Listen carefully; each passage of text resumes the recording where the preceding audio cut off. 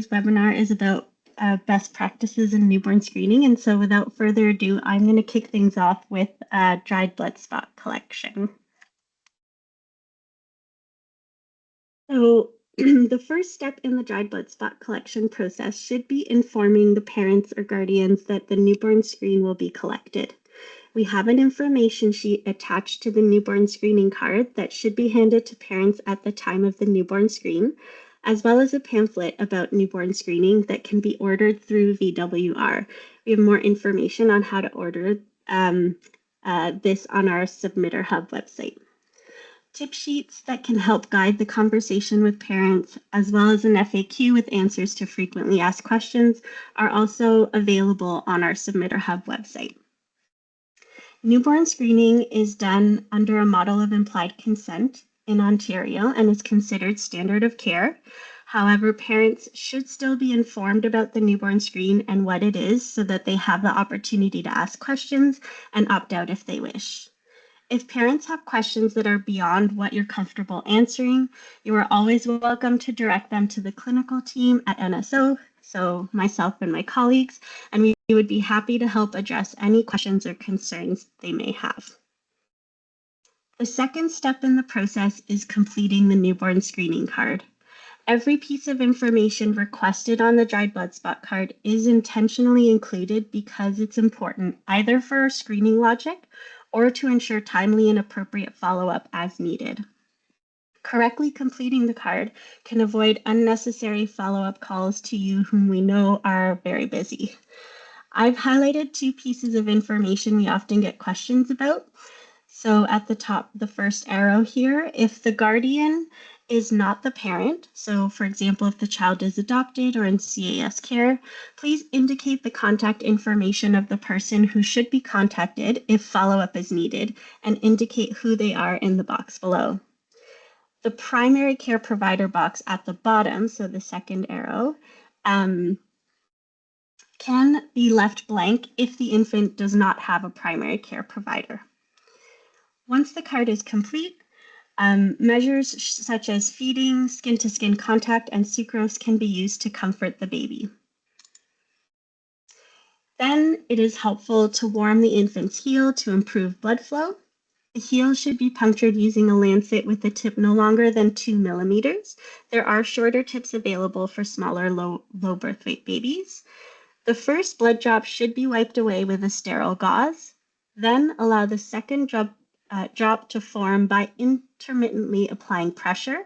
It's important not to milk or squeeze, as this can lead to hemolysis of the specimen or result in a mixture of tissue fluids with the specimen, causing serum rings to form on the card and the sample to be unsatisfactory. Each printed circle should be filled with a single application of blood. Applying multiple layers of successive drops can cause a blood spot to be supersaturated or clotted and result in an unsatisfactory sample. Each blood spot should only be applied to one side of the card and should saturate through to the back of the card to ensure that sufficient sample is present to punch for testing. Then samples should be left to dry for at least 3 hours prior to closing the protective flap and shipping the sample.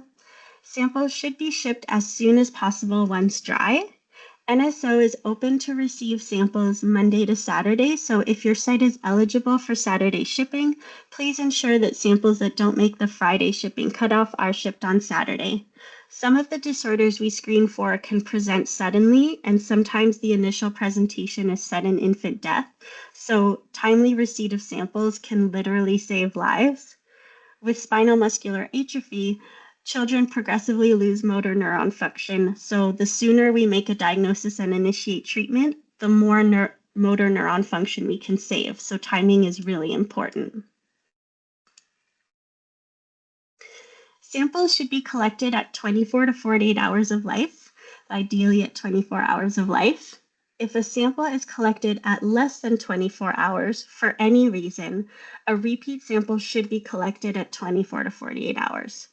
When an infant is discharged early, it can be helpful to provide parents or guardians with a follow-up appointment at the time of discharge to arrange to obtain a repeat sample.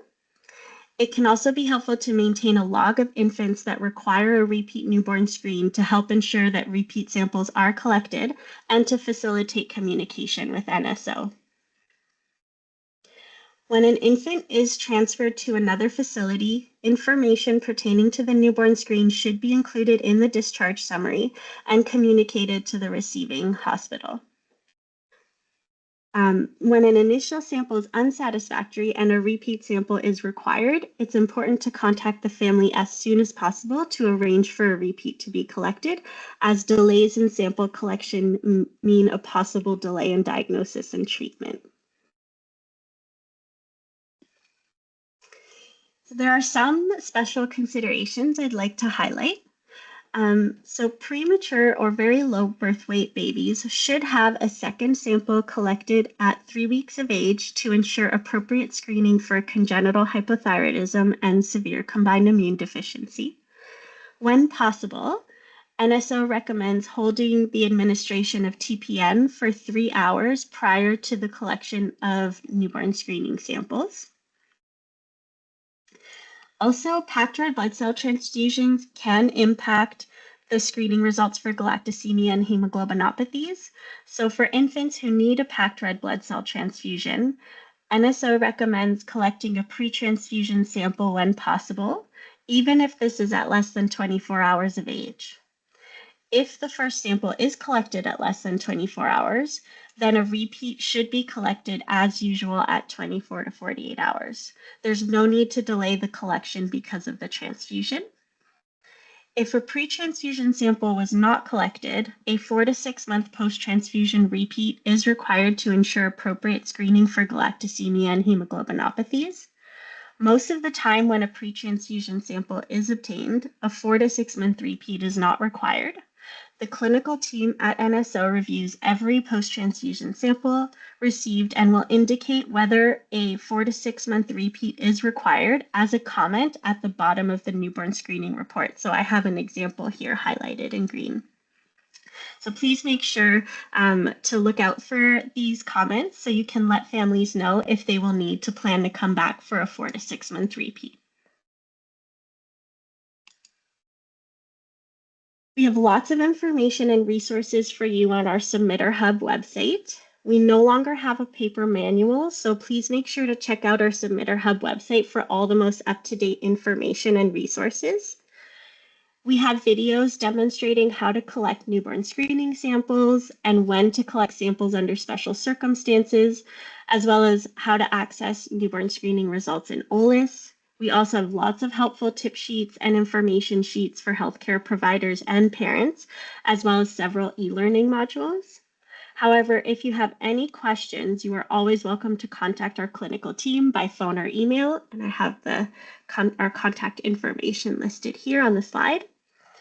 We've incorporated feedback from parents and providers in preparing the content of this webinar and the content on our website, but we're always happy to hear your ideas about what educational resources would be helpful to you. So please feel free to reach out and let us know if there's something you would like for us to prepare.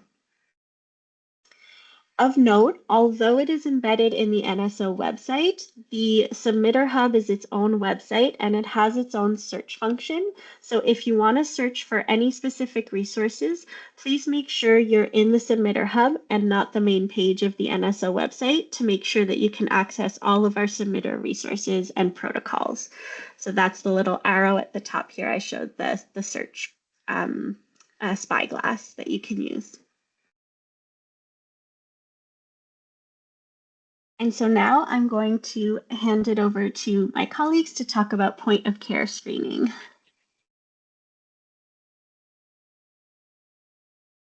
Thank you, Sarah. Pulse oximetry is a simple and effective screening tool used to help identify critical congenital heart defects in newborns. The screen is quick, non-invasive, and provides results immediately.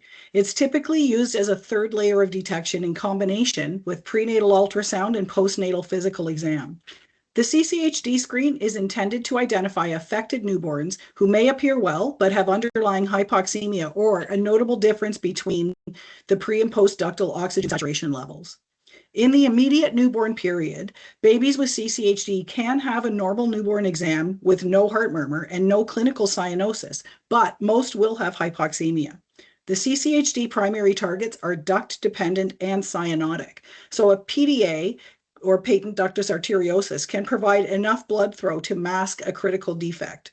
CCHD can cause abnormal ductal blood flow or mixing that lowers oxygenation, often differently in the upper and lower body. So a baby with CCHD is reliant on this mixing through the ductus and can appear well. The crisis happens when the ductus closes, resulting in rapid clinical deterioration and potential life-threatening consequences.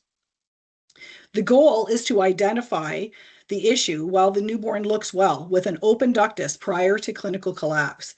These babies then can be managed earlier and can receive appropriate life-saving care and intervention.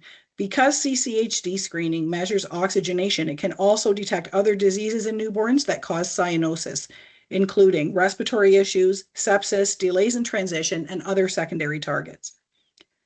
It is important to understand the limitations of the screen. It is a screening tool, not a diagnostic test, and the results should be interpreted within the context of the patient's overall clinical presentation. Thank you, Sarah. Next slide.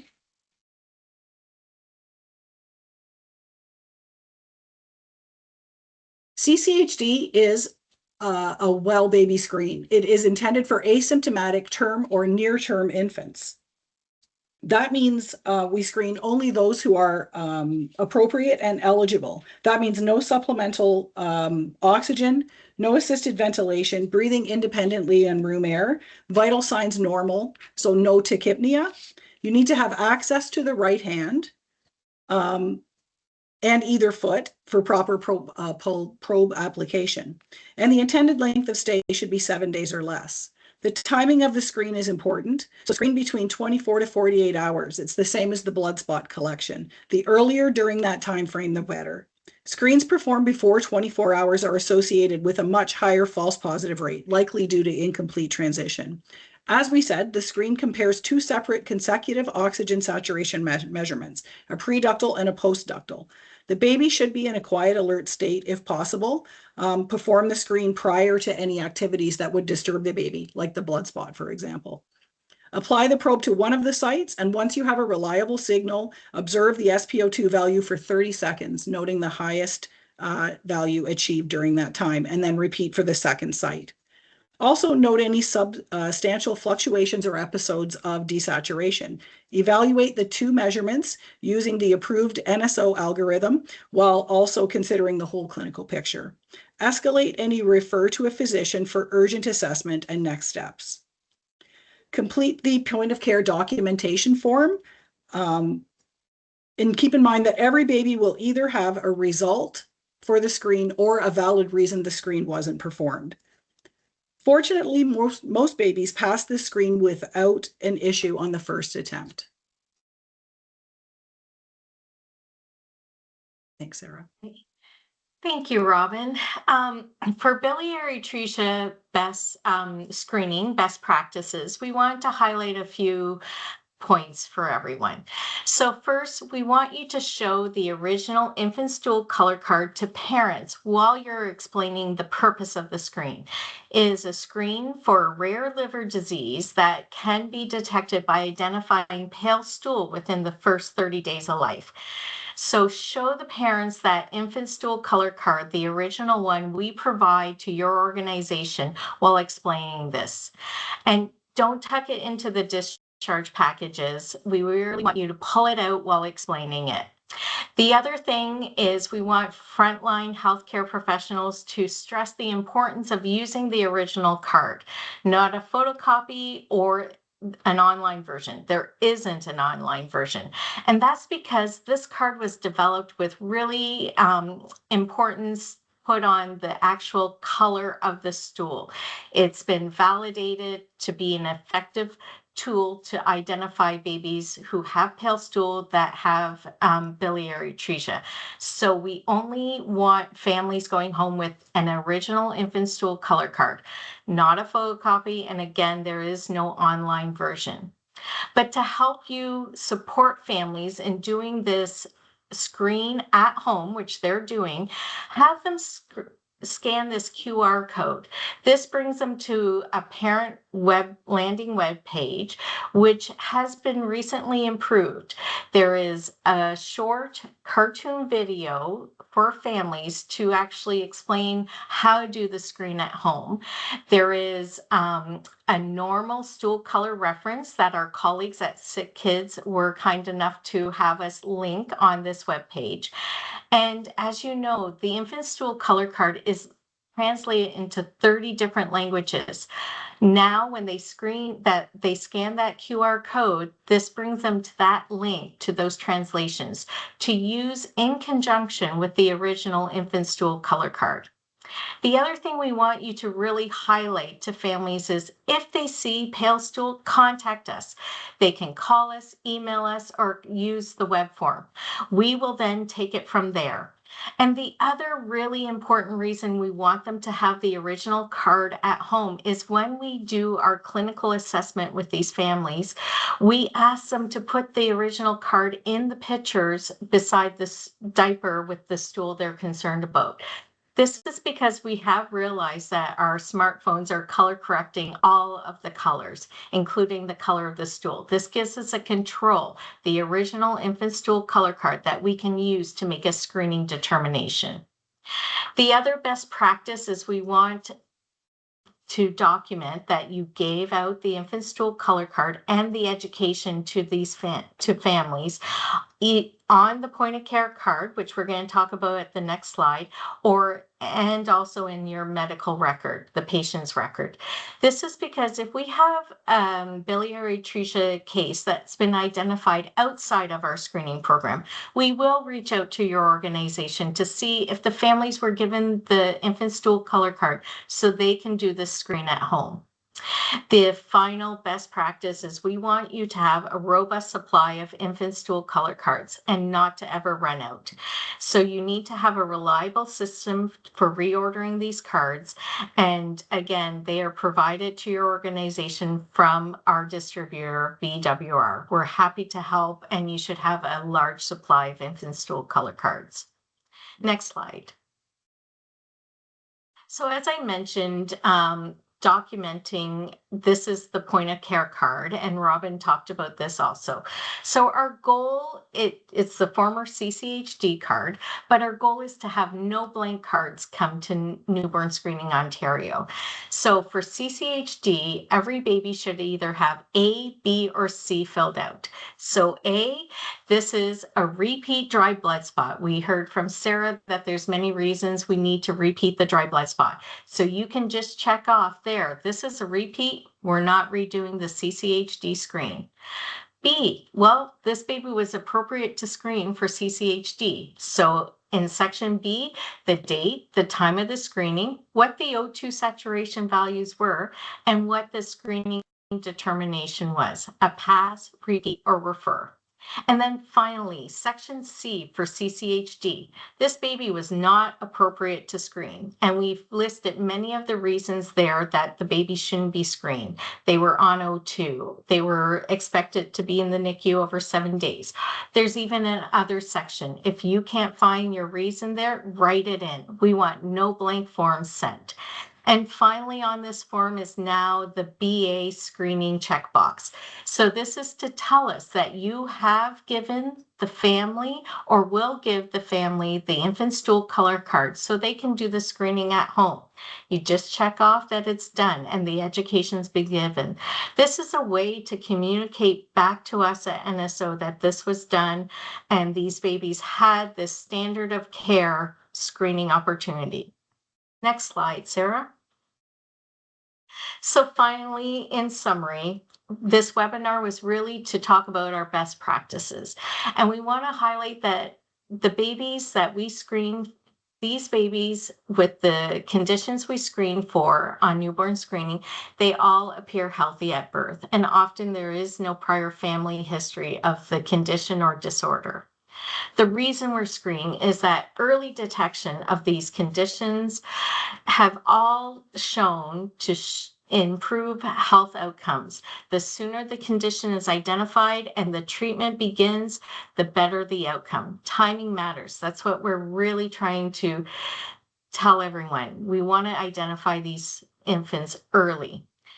The other thing we want to say is we know newborn screening practices continue to evolve. We're always looking to update our screening practices based on the latest clinical evidence and best practice guidelines. We will inform you if there is a change in the screening practice. But if you want to stay informed, you can do this through our submitter bulletins or through the NSO Submitter Hub website. This will always be your source of the best current information and practice recommendations for all of our screening modalities at Newborn Screening Ontario. Next slide. So if you want more information, we have provided here contact information for all of the 3 modalities we talked about today, the dried blood spot, biliary atresia, and CCHD screening. But we also wanted to highlight on our Submitter Hub website, at the bottom, there is a Contact Us button. Excuse me. This will bring you to a contact form where you can ask a question, or if you're not subscribed to our submitter bulletin, you can sign up right there. And so we're happy, as Sarah and Robin said, we're here to support your organization and help you answer any questions and make sure you are aware of the best practice. So we're going to end the recording here. I'll hand it over.